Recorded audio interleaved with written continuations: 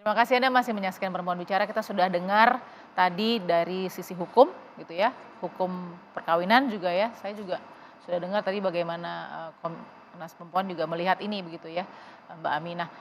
Bu Ustazah Yati, dengan alasan-alasan yang keluar, saya quote dari kuasa hukum ya, Hotman Paris, kuasa hukum Vina Melinda mengatakan ada kemungkinan karena menolak berhubungan intim, lalu kemudian ada dugaan juga karena tidak setuju jika istrinya kembali masuk ke dunia politik gitu ya. Akhirnya keluarlah kekerasan tadi psikis dan berujung dengan kekerasan dalam rumah tangga fisik begitu. Bagaimana Ya, Bu Suza? Hukumnya, makasih Mbak silakan. Balkis. Apapun alasannya dalam kehidupan pernikahan ada perbedaan, kekerasan bukanlah suatu hal yang bisa dibenarkan. Karena suami istri punya peluang yang sebesar-besarnya untuk melakukan dialog. Dalam bahasa agama itu wa'ashiruhunna bil ma'ruf. Yang pertama, kata ma'ruf di sini adalah bukan hanya mempergauli dengan baik, timbal balik keduanya, akan tetapi masing-masing bersabar jika salah satunya memiliki kekurangan. Jadi kata ma'ruf di sini mengandung makna yang dalam. Kalau misalnya suami tidak setuju dengan keputusan istri, bahkan mungkin mengemukakannya dalam momen yang tidak pas. Nah, ma'ruf ini maknanya luas, bukan hanya dari kontennya, tempat penyampaiannya, tapi ketika kita melihat ujung-ujungnya adalah kekerasan, bukan menyelesaikan masalah, tapi memunculkan masalah yang baru.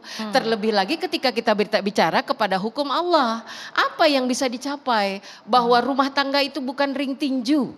Rumah tangga itu bukan seorang istri diambil dari orang tuanya, seorang ibu diambil dari anak-anaknya yang mungkin lebih kekar dari ayah tirinya. Itu untuk dijaga, untuk dicintai. Karena ini terkait masalah bukan hanya berhubungan dengan keluarga besar, tapi juga dengan Allah Subhanahu wa taala. Maka bisa kita katakan ketika ada kezaliman di dalam rumah tangga, siapapun yang melihat itu sama seperti kita diperintahkan oleh Allah, marra'a minkum munkaron falyughayyir biyadihi. Bicara kita dengan apa? Tangan kita atau berupa apa? Apabila kita tidak mampu, bicara kita dengan nasihat. Jadi sesuatu yang tidak benar itu tidak dibenarkan, tidak menjadi hal yang bisa ditolerir gitu. Jadi orang-orang siapapun kita, baik istri, wajib menjaga diri dari kezaliman. Dan orang-orang yang kita lihat diperlakukan secara zalim, kita wajib melaporkannya, bahkan untuk skup yang kecil bila nggak mau kena masalah yang lebih besar. Di sini di dalam surah An-Nisa ayat 35 itu, wa in hibtum shiqaqa bainihima fab'atsu hakaman min ahlihi wa hakaman min ahliha. Kan enak tuh kalau ada masalah dipanggil dulu keluarga kedua belah pihak. Jadi netizen nggak perlu tahu dulu gitu. Jadi nggak terekspos. Inilah aturan agama. Makanya dari mana kita belajar? Masing-masing diajarkan dewasa. Kalau nggak ada benturan, itu kan jangankan ya suami istri, bapak ibunya beda, kita satu kandung aja kadang berbeda. Ya. Persoalan berumah tangga dari yang pemula sampai yang episode berikutnya pasti ada. Karena siapapun kita di dunia ini pasti diuji, terlebih lagi dalam kehidupan berumah tangga. Maka nilainya tinggi. Bagi orang-orang yang bisa meraih nilai ibadah dalam rumah tangga. Kebersamaannya bukan hanya di dunia sampai surga. Ini gimana mau nyampe surga? Masih berapa tahun aja bini udah pada bonyok. Nah kan kita lihat di sini. Oke, hukumnya kalau dalam agama itu haram. Haram. Ya, kalau bisa dikatakan zalim, kezaliman. Orang-orang yang melakukan kezaliman kan wajib kita tentang. Suami itu tugasnya apa sih? An-Nisa 34. Ar-rijalu qawwamuna 'alan nisa. Qawwam, imam, melindungi, ya, disantuni, disayangi itu. Nah, jadi bukankah cinta dan kasih sayang itu melahirkan kedamaian? Cinta dan kasih sayang itu menciptakan ketentraman. Makanya sakinah itu menjadi sesuatu yang kokoh. Dalam balutan apa? Kasih sayang, kemudian juga rahmah, ya, dibimbing hatinya dengan ilmu, dengan pemahaman agama yang benar. Oke, sekarang saya mau ini urun rembuk nih sama pakar-pakar ya. Kan penanganan terhadap KDRT ini tadi sudah dijelaskan bahwa ini kan dilarang, tidak boleh dari segi hukum apapun begitu ya. Tapi penyelesaian kan menjadi masalah lain begitu ya, Bu. Nah, kalau Bu Sri misalnya dengan pengalaman belasan tahun atau puluhan tahun di unit PPA juga, kan tidak serta-merta kemudian langsung ke hukum loncatnya. Tapi ada tadi ruang dialog bahkan kan. Nah, sejauh mana sebenarnya ini mau didorong sih ruang dialog terhadap pelaku KDRT? Saya mau dengar dari Bu Sri dulu. Ini memang dilematis ya.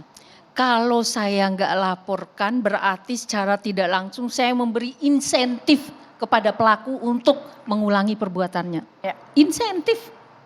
Bukti terbukti walaupun 3 kali menikah terjadi lagi. Nah, artinya lalu hukum pun dilahirkan untuk mencegah ini. Ya. Niatnya. Tetapi ketika memang hukum Undang-Undang Nomor 23 tahun 2004 ini memang mengedepankan keutuhan perkawinan. Perkawinan yang bahagia salah satu tujuannya. Tetapi adakah perkawinan yang bahagia bisa dibangun dari kekerasan? Ingat, kekerasan ketika pertama terjadi, dia akan kecenderungan berulang lebih besar. Maka ada spiral Kecenderungannya kekerasan. itu berapa persen sih Bu Sri kan Golang? Hampir semua penelitian yang menyatakan itu akan terjadi 100%. Ketika kekerasan kecil ditoleransi, berarti Anda membuka pintu yang lebih besar untuk kekerasan yang lebih keras. Itu entah hukum atau apa, tapi hasil penelitian menemukan itu, mengemukakan itu. Nah sekarang persoalan penyelesaian, kita tidak kurang-kurang mendengar sudah dilaporkan ke kepolisian, dicabut lagi, dicabut. Ya. Memang itu menjadi hak pelaku. Terlebih kita mengedepankan Hak korban maksudnya? hak korban untuk mencabut. Meskipun secara hukum bisa saja itu diteruskan karena ini bukan delik aduan. Ya.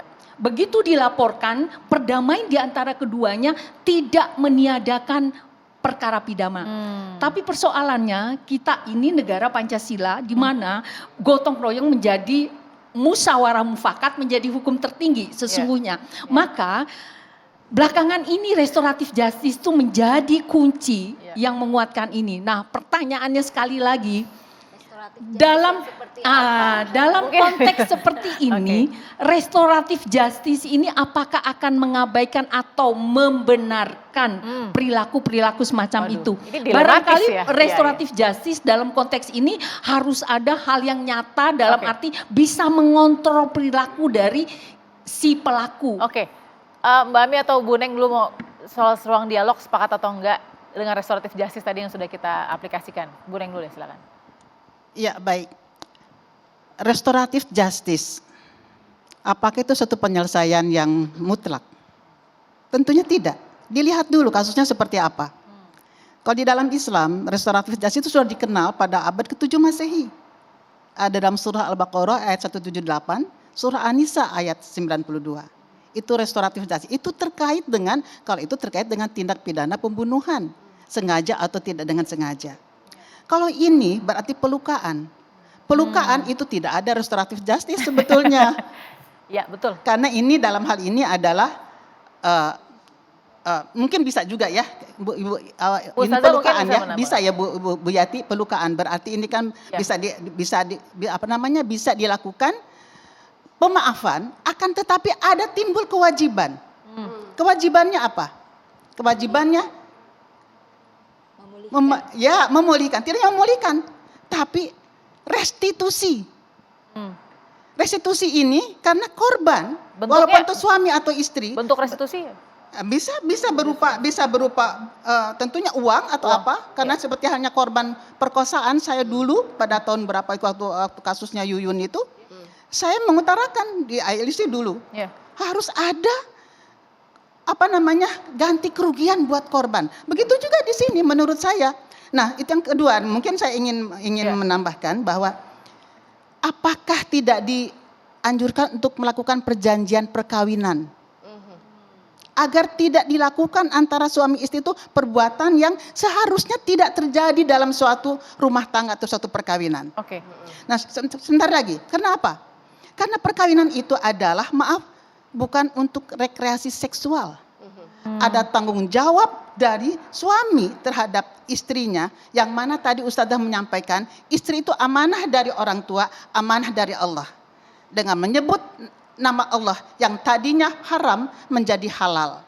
Nah karena itu tujuan perkawinan itu tidak hanya sekedar untuk bersenang-senang, tapi ada tanggung jawab nanti kalau bisa masuk surga dunia dan akhirat tentunya. Ya. Jadi tidak sembarangan, itu di dalam hukum, walaupun dalam bahasa saya mungkin bukan dalam bahasa hukum, Ya. tapi itu ada di dalam undang-undang perkawinan maupun di dalam, kalau untuk Islam ada dalam kompilasi hukum Islam. Jadi hal ini menurut saya alangkah baiknya perjanjian perkawinan itu tidak terbatas dengan harta perkawinan. Betul. Bahkan Ya. seperti halnya tadi mengenai Ustadzah mengatakan mengenai surah An-Nisa ayat 35, syiqaq. Iya. Itu ada di dalam peraturan perundang-undangan. Sudah ada di dalam pasal 76 dari Undang-Undang Peradilan Agama. Sebetulnya sudah diakomodir oleh peraturan perundang-undangan. Hanya mungkin kita belum berusaha untuk mengetahui secara maksimal tentang peraturan perundangan yang sebetulnya itu sudah melindungi kita semuanya. Oke, saya mau dengar tanggapan dari Mbak Ami dan juga Ustazah, tapi sesaat dulu ya, kita jeda dulu di Perempuan Bicara.